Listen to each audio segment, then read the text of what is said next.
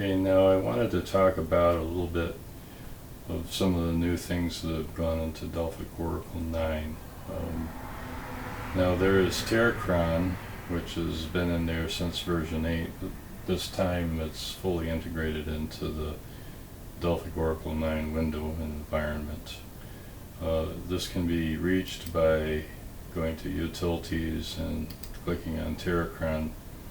And what this does is bring up the TerraChron window, and on the right you'll see a bunch of controls. There'll still be the chart analysis windows that come up in here on the lower right hand side, but on the upper right hand side you'll notice there are some new controls here. There's an expander component, and it has several other of these. If there's not enough room, there will be a scroll bar to the right, but you can also drag this splitter down and see much of the rest of it. Now, for those of you who aren't familiar with TerraChron, it is basically an astrocartography module. The difference being that it's in 3D, and it also calculates Time Lord intensity, because as Valence said in book 4, a lot of times transits and so on will be mute unless a planet is currently active as a Time Lord. Now this module doesn't display transits yet. What it shows is natal positions. Now let me just adjust the plane altitude so it's a little more obvious. Now all these lines represent where planets are either on the meridian or on the horizon. It's technically not correct. I mean, I see this in a lot of programs. They put ascendant or descendant, but what it really is the horizon. There's no guarantee that the planet is on the ascendant or descendant when it is on the horizon relative to the view that you're looking at. Now, we're looking right now, if you're looking, this is 0 degrees longitude. If you look face on through the middle of Africa, up north towards Europe and so on. If you rotate X and go to 90 degrees, this is basically the Y plane that you're looking at edge on. And if you go up or down, you'll see that you go 90 degrees to one side or another. If you go the other side, then the planet's going to be upside down. So I just keep it to the right so you don't get too confused.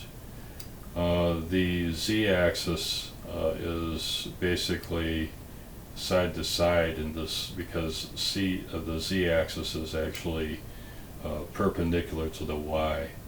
So you'll see it go sideways around like this, and the same thing can happen. But if you want to look at the z-axis at edge on, just rotate this back to near 0 and then go up or down like this. So that's basically how to handle the orientation so that you can see all areas of the globe that you want to. When there are also other options such as magnification, how far you can go in, and you can go into pretty high, and then depth, you can also zoom out, and you can see that this is actually a true 3D, kind of like a movie theater visual effect. So it's not like most other programs that put things on 2D and then have you know, kind of a 3D representation distorted onto 2D. Now, one of the other things here that we have here on the right at the top, after the orientation, of the static views. And these are for when you want to see the Earth or whatever exactly as it would be if you were standing, say, in this case, on the surface of Saturn, looking in with a high-powered telescope, for example. This is what it would look like, and each of these in turn, that would be for Jupiter, this would be for Mars, if you're standing on Mars. The Sun, of course you wouldn't be standing on the Sun, but any of these others and for that matter, Jupiter, Saturn being gas giants, we don't know if they have solid cores or not. In any case, would be the views from there. If you want to switch back from a static view, you got to click the dynamic view so that you can do animation and so on. Now, let me explain a little bit about the animation here. The interval is in like thousandths of 1 second, so this is like 50 1,000ths. You can go down to like, I think I set this to go down way down low. The more the lower the interval, the more calculations it's going to be doing per second. So if you have it set to 50, that's like 20 times a second. Then this would be a lot higher. So this would be like 1,000 times a second. You better have a very fast processor if you set it to that. And it will give you ultra smooth animation if you do. The other thing is the degree increment. This is how for every 50 1,000ths of a second, it will increment or decrement 0.2 degrees. In this case, you could set it up to a full degree, or you can go down to less than that. I think I have it set to 1/10 is the lowest default. So that would give you control over your animation. Now, as far as Time Lords are concerned, the reason I did this is I wanted to see when, a given area, if you have a place, like if you're a soldier, you may go to an area where your Mars line is. You want to see how intense that those times are for that. And so I had these general Time Lord methods set up for various planets. These two right here, quarters of the moon and decennials, are like what Schmidt seems to think as regarding to the two lights, the sun by day and the moon by night, is one being more telling than the other, but they are also considered general Time Lord systems, and that they represent kind of like general significations for everything. There are some that are topically specific, and there are others that we're not very sure about. I put Balbilis procedure in here also because one of the things that Balbilis was known for was talking about procedures for length of life. So anyway, putting any of these in there, we can have like what's going on with various topics also. If you have like a given, that would be like in a future release. I haven't done that yet. I didn't want to put too many in because what happens is you get you're mixing apples and oranges to some degree. If you know that the decennials seem to be more krematistikos, or telling in Greek, busy or telling in that regard, then you might want to just set it to that, or you can set it to quarters of the moon, and then you can try both if they seem to be both. This is kind of an experimental procedure at this point, but when you do set this is for like Albert Einstein here that I'm showing. Basically, whatever chart's showing in the main view when you start TerraChron is whatever will show up, when you start TerraChron. And if you want to update the chart, then what you got to do at this point, let's say I do Johnny Carson, then I just go to Utilities, TerraChron, and then it'll update with the new data there. So I'm just going to go back over here, Utilities, TerraChron, and it'll reset. So the options that I want to look at, let's say I want to find out now, this when you're first starting out here, this date line here, you can drag it and it'll go for like 120 years or so for the average lifespan of an individual. But you can zero in on a kind of general time by doing this. if you have a reason for putting a time in, I never use that. Date's generally good enough, because we're looking at periods with, when you're looking at even though this does a intensity calculation for various time lords to see which planets are most active and in a given place, I'm assuming that you already know the basic principles of astrocartography, but this is a step beyond that, in the sense that we're trying to measure the intensity of a given planet in time in a given place. So I could set a specific date, say I want to know what's going on there, and Einstein was like he left Europe by that time, because of Adolf Hitler. Then you can click Time Lords, and then what you do is, if you want to see where he was in Princeton, New Jersey for the most part. You can see now it zeroes in. You notice that when I did this, it zeroed in on that date, but now the scale of the time is in 1 year. If you go backwards, you go backwards a year, or you can go forwards 1 year.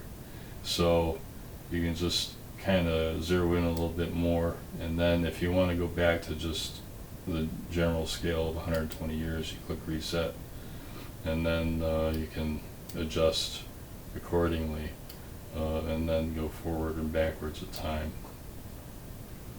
So this is basically the other thing with the animation. You can do the animation. That's pretty cool to watch. I don't know how it'll show up on the video, but it's really smooth. You know, I've got a fairly good processor, and this is an iMac Intel processor with about 3.2 gigahertz. And I'm running 8 gig of RAM, and I've got an AMD graphics card with about 2 meg. So anyway, this is basically the overall TerraChron. Now I've got this splitter here. These expanders can also close out if you want. You can just go up or down, and then you can go back to the main. Now I'm going to go talk about some of the 2D graphics that are happening anyway. And this is what's going on with Delphic Oracle 9. I hope to have this available for a Mac not too distant future.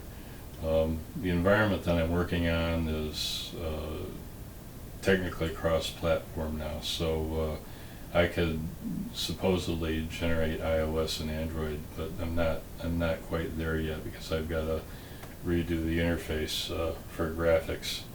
But I could just there are possibility anyway for doing that in the future.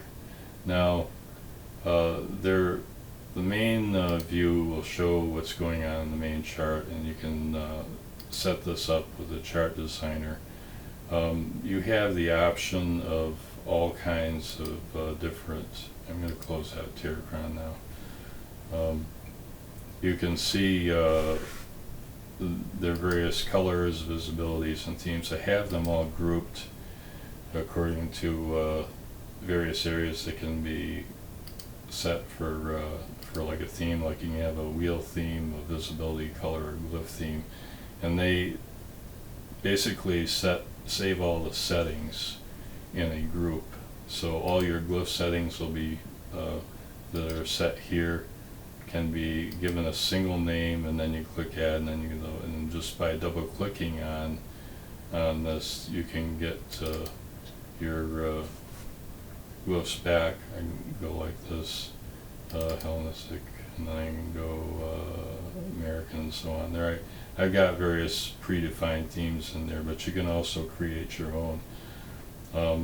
The glyphs aren't they're not hard coded. I do have a little thing where it's better to just go up or down in the arrow, so that you can get because the visibility for some of these aren't completely done yet, and then the drop down list. But you can get up down arrow, and it will go through each one. So you don't have to accept the defaults for any planetary glyph. You can change them. In the future, I want to add the ability to swap fonts as well, so that you'll have a complete range of using any font that you want. Like you can use one font for your signs, another font for your planets, and so on. This is all fairly easy to do. I just haven't gotten there are a million things to do in this program. So anyway, the colors, same thing as before. I did add several new contrast things going on here, because with the display of, like, I've got the decans and the bounds and the signs showing here, you can change what's showing, but in terms of what's the way you display them, whether to have boundaries around them or not, there are various color styles, and you can click on it, and as soon as you do, it'll explain on the right hand side what each of these means for the given property that you've got. So that'll be somewhat of a help. The other thing, so I don't want to go into too much, but basically I added two new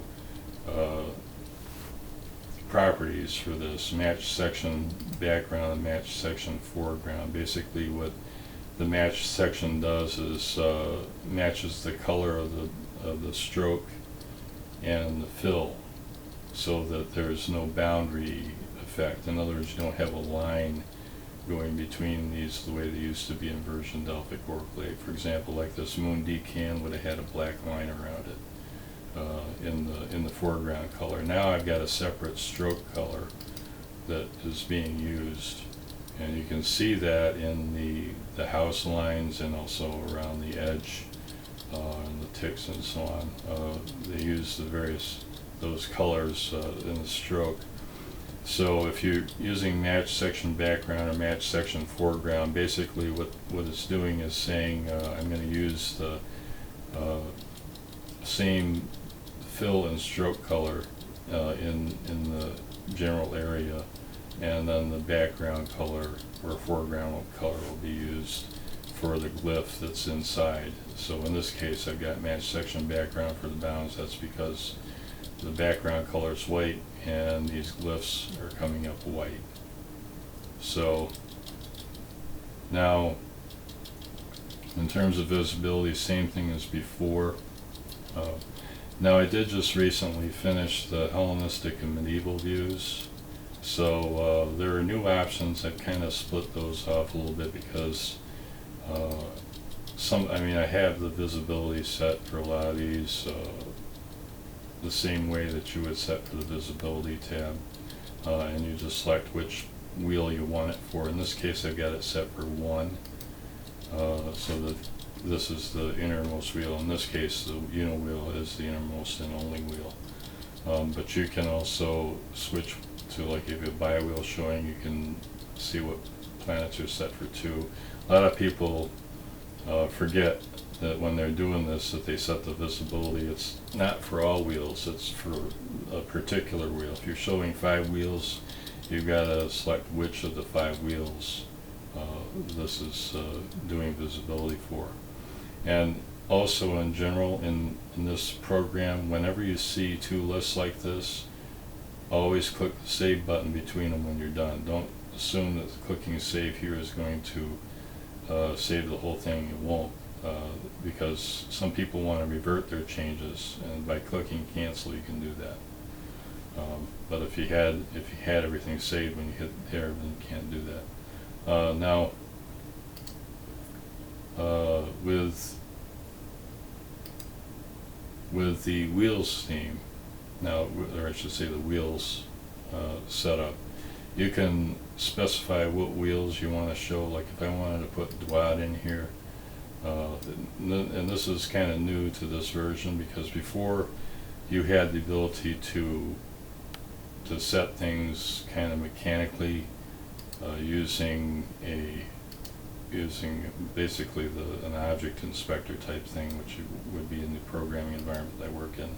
But that's not available on this platform. So what happened was I made the Wheel Wizard compulsory in the Wheels tab, so that the only way it can really set up is through the wizard itself. And then you go next, and because we've got to keep under the total, the radius. This represents the radius, and the greatest the radius can be is 1. So since we're over a little bit, and we added the decan, or I should say the dwad wheel, and I guess 3.35 is good for that. We'll come down here until we see a number below 1.0, and then we're safe. Keep it up, maybe say 0.99, and then you can click continue, and then it'll allow you to continue.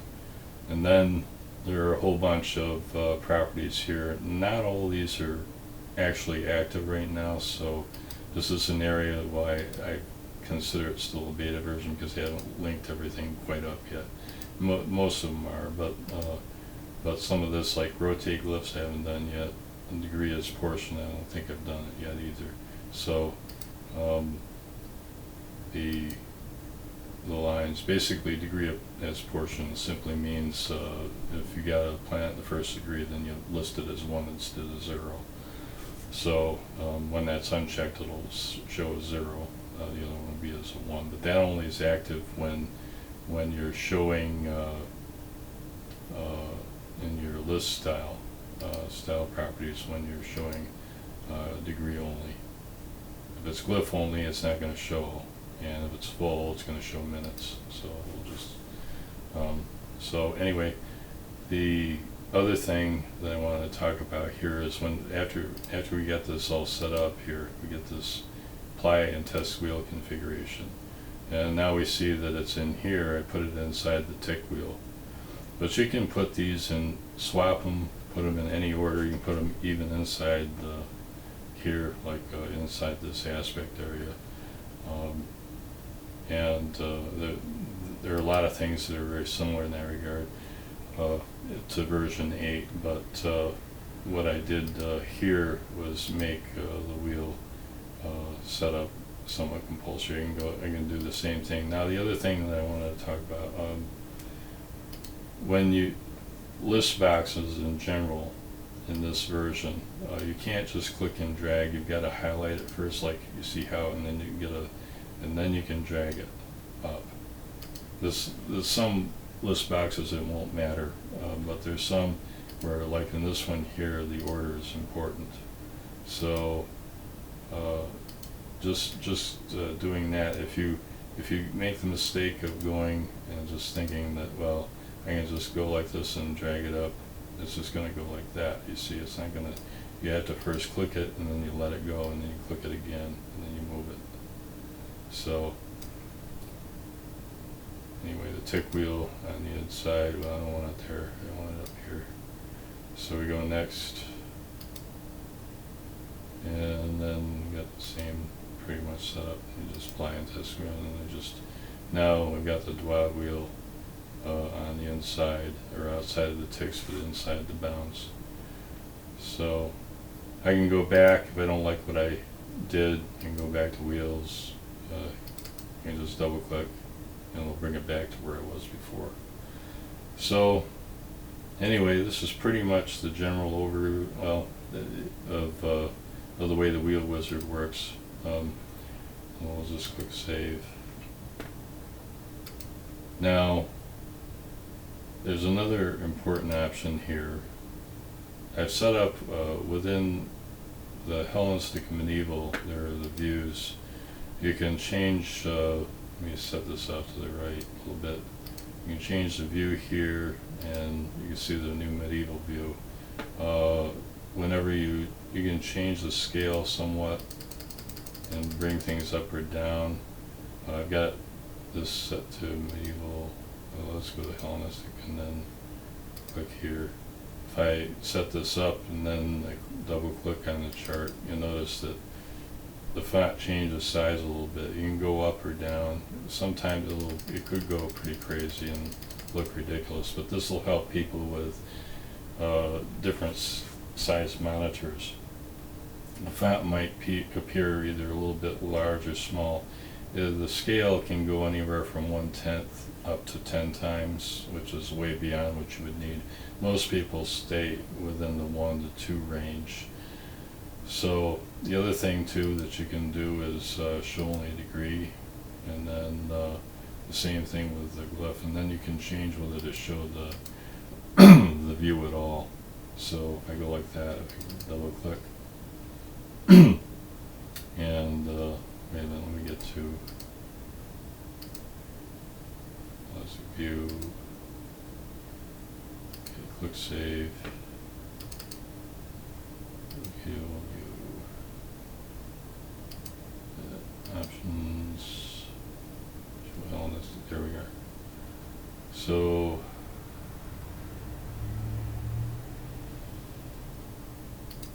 Medieval view, Hellenistic view. So you see the font's a little bit larger there. If I want to make it smaller, I can just go back to this, and it'll go down like below that if you want. But for my machine, 1 is just about right. And the same thing is the case with the medieval view, the exception though being the sign glyphs that are the house right here. That pretty much stays the same. It will be scaled up and down depending on the size of your screen though. So anyway, there's one other thing I wanted to show you that's really cool. The time wheels in Delphic Oracle. If we go here and check these out, I got rid of them. You'll see that I gotten rid of the music score effect. If I click on the graph for like a given date, perfections, for, it'll give a certain, I got set up for Bernie Sanders right now, but anyway, it will show what's going on in regards to a given. In this case, I'm showing Zodiac releasing from Fortune as a time wheel outside when I'm clicking on these. So if I click on Fortune Virgo, then you're going to see Virgo all the way up through. So same thing here. Although that's a loosening of the bond, so it's a Leo period. But this is basically what's known as the auto-generated transits or auto-generated charts. You can change what's visible there by going to options, going to auto-generated, and then looking at what you have here. Again, remember what I said about dragging and dropping. So if I put Zodiac releasing, let's put perfections of the ascendant in there, and let's bring this up top so that's on the inside, and let's put transits in the middle. Now click save. So the way I used to work with it in version 8 when I'm looking at spirit releasing.